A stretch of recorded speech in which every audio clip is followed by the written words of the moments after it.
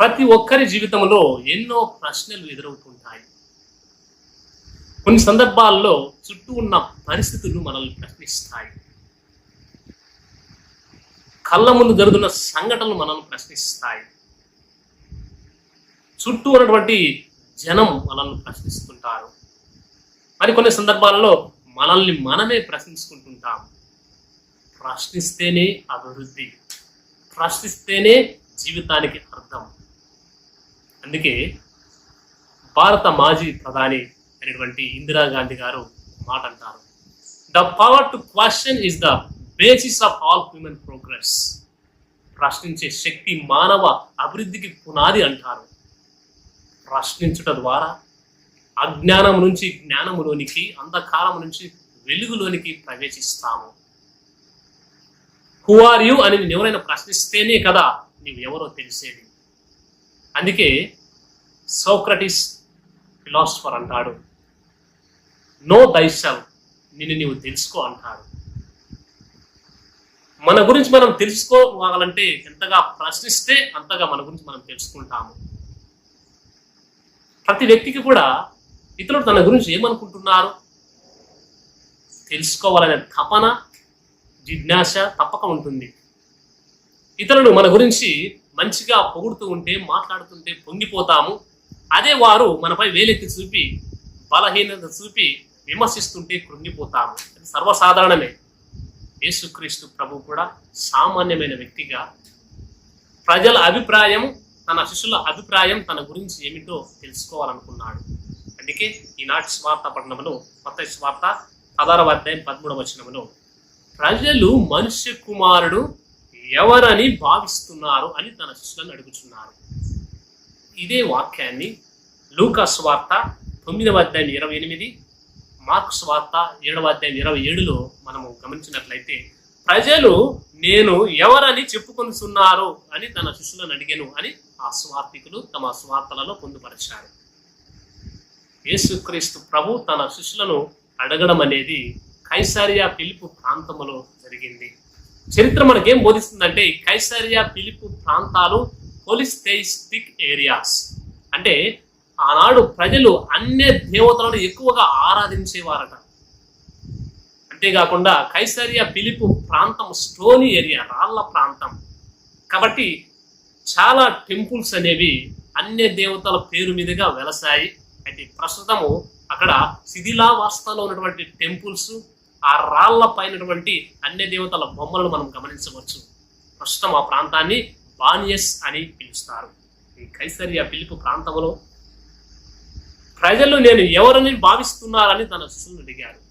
అయితే ఎందుకు ప్రభువు నేను ఎవరిని అని అడుగుతున్నారు అని ఒకసారి మనం ప్రశ్నించుకున్నట్లయితే, ఆనాడు యేసు ప్రభు గురించి ప్రజలు కథలుగా చెప్పుకునేవారు.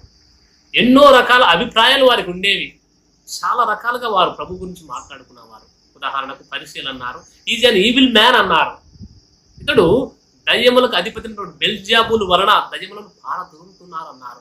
కొంతమంది మతపద్ధులు అన్నారు, ఇతడు దైవ దూషణం పలుకుతున్నారు అన్నాడు. కొంతమంది పరిసయ్యులు అన్నారు, ఇతడు భోజన ప్రియుడు, మద్యపాన రహితుడు, అదేవిధంగా మరి పాపుల మిత్రుడు అన్నారు. తమ సొంత ప్రజలైతే ఇతడు వడ్రంగి కుమారుడు కాదా అని తృణీకరించారు. మరి కొంతమంది అన్నారు, ఇతడు వివాదాస్పదమైనటువంటి వ్యక్తి, ఇతడు ఒక మోసగాడు అని మరి కొంతమంది అన్నారు. సిమియోను ప్రవక్త అన్నాడు, ఈ బాలుడు వివాదాస్పదమైన గుర్తుగా ఉన్నాడు అన్నారు. మరి కొందరు దావీదు కుమారా అని సంబోధించారు. మరి ఈనాటి యొక్క స్వార్థ పట్టణంలో మరికొంతమంది ప్రజలు అంటున్నారు, ఈయన బప్తిస్మా యోహాను, ఏలియా, ఇర్మియా లేదా ప్రవక్తలలో ఒకడే అని ప్రజలు చెప్పుకొనిస్తున్నారని తన శిష్యులు చెప్పారు. ఈ విధంగా యేసు గురించి రకరకాల అభిప్రాయాలు ఉన్నాయి. అయితే ప్రజలు తన గురించి ఏమనుకుంటున్నారు అనే దానికి ఆయనకి ఇంట్రెస్ట్ లేదు. కానీ ప్రభునకు తన శిష్యులు ఏమంటున్నారు, తనను అనుసరిస్తున్నటువంటి తన శిష్యులకు ఎటువంటి అభిప్రాయం ఉంది అది తెలుసుకోగోరాడు. అందుకే తన శిష్యుల వైపు చూస్తూ, మరి నేను ఎవరినని మీరు భావిస్తున్నారు, who do you say that I am అని ప్రశ్నించాడు. ఒక్కసారిగా అంతవరకు ప్రజలు నీ గురించి అలా అన్నారు ఇలా అన్నారు చెప్పుకున్న వారు మౌనంగా ఉండిపోయారు. నిశ్శబ్ద వాతావరణం. ఆ సందర్భంలో సీమోను పేతురు ముందుకు వచ్చి, నీవు సజీవుడవగు దేవుని కుమారుడైన క్రీస్తువు, you are the Christ, the son of the living God అన్నాడు. యేసుక్రీస్తు ప్రభును మెస్సయ్యగా, దైవ కుమారుడుగా ఆయన సంబోధించాడు. ఆనాడు పూర్వ వేదములో ప్రవక్త చే ప్రవచింపబడినటువంటి మెస్సాయవు నీవే అని విశ్వాసాన్ని వ్యక్తపరిచారు. కానీ వాస్తవానికి ఆనాడు ప్రజలు యేసును మెస్సయ్యగా చాలా మంది అంగీకరించలేదు. అతన్ని కేవలం మరి అద్భుతాలు చేయువాడిగా భావించారు. ఆయన అద్భుతాలు చేస్తున్నారు కాబట్టి ప్రజలు తండోపతండాలుగా ఆయన వెంబడించారు. అందుకే యోహాను సువార్త 6వ అధ్యాయం 2వ వచనంలో చదువుతున్నాము, ఆయన చేసిన అనేక అద్భుతాలను చూసిన జనం తండోపతండాలుగా ఆయనను వెంబడించారు.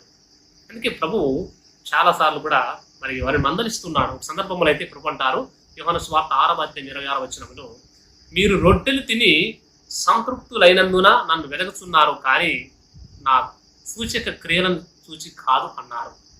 ప్రియ సహోదరి సహోదరులారా, ఆనాటి ప్రజలైతే ప్రభువును మెస్సయ్య గుర్తించలేదు, కానీ ఒక అద్భుతాల చేయి వాణిగా గుర్తించారు. శిష్యులు మాత్రము యేసును అనుసరించే ప్రక్రియలో ఎన్నో సందేహాలు, ఎన్నో సందిగ్ధ పరిస్థితులు ఎదురైనప్పటికీ యేసును దైవ కుమారుడుగా విశ్వసించారు, ఆరాధించారు.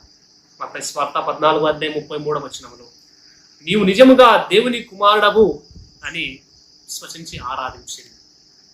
యేసుక్రీస్తు ప్రభు అడిగిన ప్రశ్నకు స్పందించి సమాధానం ఇచ్చిన పేతురు గారు, నీవు క్రీస్తువు దేవుని కుమారుడు అని విశ్వాస ప్రకటన చేశాడు, కానీ వాస్తవానికి దానిలో ఆంతర్యం, అర్థం, పరమార్థం గ్రహించడంలో విఫలమయ్యాడు. Peter could give the title to Jesus. Jesus is the Christ and the Son of the living God. But he has not yet understood his deepest identity. అందుకే పేతురు ఆయన శిష్యులు కూడా యేసును ఒక పవర్ఫుల్ మెస్సాయగా, ఆ గ్లోరియస్ మెస్సాయగా, ఒక పొలిటికల్ మెస్సాయగా, హ్యూమన్ మెస్సాయగా, ఒక లిబరేటర్గా, అదేవిధంగా రివల్యూషనరీగా పరిగణించారు, అర్థం చేసుకున్నారు.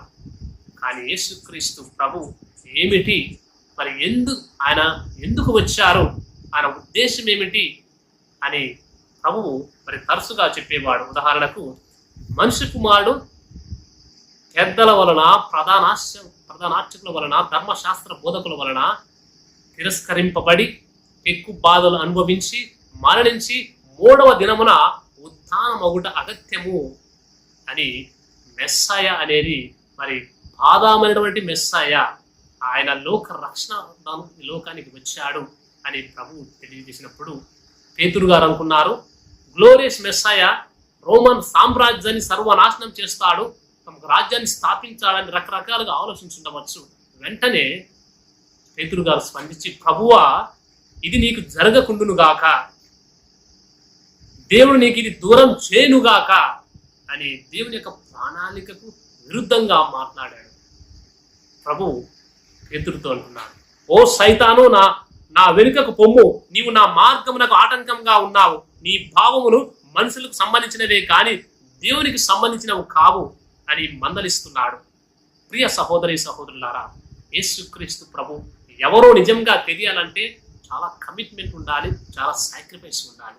అందుకే ప్రభు అంటారు మత్తయి సువార్త 16వ అధ్యాయం 24వ వచనంలో, నన్ను అనుసరింపగోరువాడు తనను తాను త్యజించుకొని తన సిలువను ఎత్తుకొని నన్ను అనుసరింపాలి అని ఒక సవాలును శిష్యుల ముందు ఉంచుతున్నారు.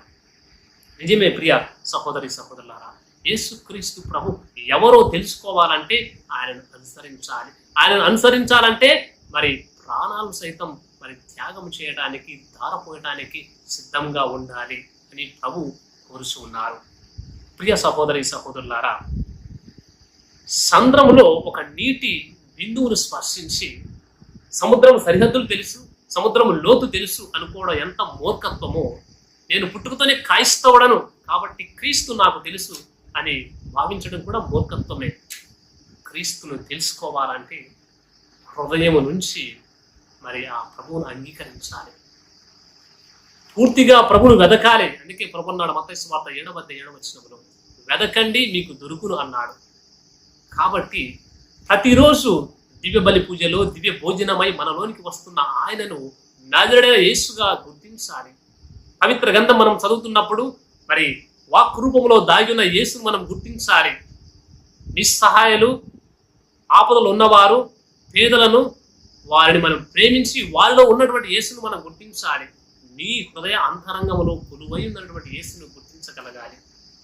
యేసుక్రీస్తు ప్రభు, అయ్యా నువ్వు నా కోసమే మరణించావు, మరి నా కోసమే జీవితంతో లేపబడ్డావు అని ప్రతిరోజు కూడా మనం విశ్వాస ప్రకటన చేయాలి. ప్రియ సహోదరి సహోదరులారా, అందుకే మరి యేసు ఎవరు అని మనం ప్రశ్నించుకోవాలి. మనల్ని మనం, ప్రభువా నీవు ఎవరు అని పదే పదే ప్రశ్నించడం ద్వారా మన విశ్వాసం బలపడుతుంది. ఒక భక్తుడు ఈ విధంగా అంటారు, 2000 సంవత్సరాల క్రితం అరుదైన రీతిలో ఒక వ్యక్తి జన్మించాడు. పేదరికంలో పుట్టాడు, పేదరికంలో పెరిగాడు. ఆయనకు ఆస్తులు లేవు, అంతస్తులు లేవు, పేరు ప్రఖ్యాతలు లేవు. దేశ సరిహద్దులు దాటి మైళ్ళ దూరం ప్రయాణం చేయలేదు. ఎట్టి ఔషధాలు ఉపయోగించకుండానే ఎంతో మందికి ఆ మహానుభావుడు ఎంతో మంది రోగస్తులను స్వస్థతనిచ్చాడు. దానికి ప్రతిఫలంగా వారి నుంచి ఏది ఆశించలేదు. ఒక్క పుస్తకం కూడా రాయలేదు. కానీ దేశంలో ఉన్నటువంటి గ్రంథాలయాలన్నీ కలిపిన ఆయన గురించి రాసిన పుస్తకాలను నిక్షిప్తం చేయడానికి సరిపోవు. ఆయన ఒక్క పాట రాయలేదు, కానీ ఆయన కవులకు కేంద్ర బిందువు అయ్యాడు. ఒక్క కళాశాల స్థాపించలేదు, కానీ ప్రపంచంలోని విద్యార్థులందరినీ కలిపిన వేసుకున్నటువంటి శిష్యులు కూడా సరిపోరు. ఆయనకున్నటువంటి అనుచరులమైన కూడా ఉండరు. ఆయన మనోవిజ్ఞానం అభ్యసించలేదు, కానీ ఎంతో మంది విరిగి నలిగి పగిలిన హృదయాలను బాగు చేస్తూ ఉన్నాడు. కత్తి పట్టి యుద్ధము చేయలేదు, తుపాకీ పెట్టి భయపెట్టి కాల్చలేదు, కానీ సర్వ మానవాళి ఆయన ఆజ్ఞలను అనుసరిస్తున్నారు. ఆయన ఎవరో కాదు, నజరేయుడైన యేసుక్రీస్తు ప్రభు. అందుకే ప్రతి ఆదివారము మరి విశ్వాసులు గుంపులు గుంపులుగా చర్చికి వచ్చి ఆయనను ఆరాధిస్తున్నారు. ఆ యేసు ఎవరో తెలుసుకోవడానికి ఎంతో మరి ప్రయాస పడాల్సిన అవసరం లేదు, రీసెర్చ్ చేయాల్సిన అవసరం లేదు. ఆ యేసును నీవు నజరేయుడైన యేసుక్రీస్తు ప్రభువుగా విశ్వసిస్తే చాలు, నీవు నిత్య జీవితాన్ని పొందుకుంటావు. కనుక ప్రియ దేవుని బిడ్డలారా, ఆ విశ్వాసం మనలో ఉండాలి. ప్రభు ప్రేరణ లేనిదే ప్రభువును మనం రక్షకుడిగా అంగీకరించలేము. పేతురు గారు తన సొంత మరి భావాలతో ప్రభువును దైవ కుమారుడిగా అంగీకరించలేదు, తండ్రి ప్రేరణ చేత మాత్రమే. నీవు నేను కూడా దేవుని బిడ్డలం, దత్తత తీసుకోబడిన బిడ్డలం. కాబట్టి ఆత్మ చేత ప్రేరేపించబడితేనే ప్రభువును రక్షకుడిగా మనం అంగీకరిస్తాం.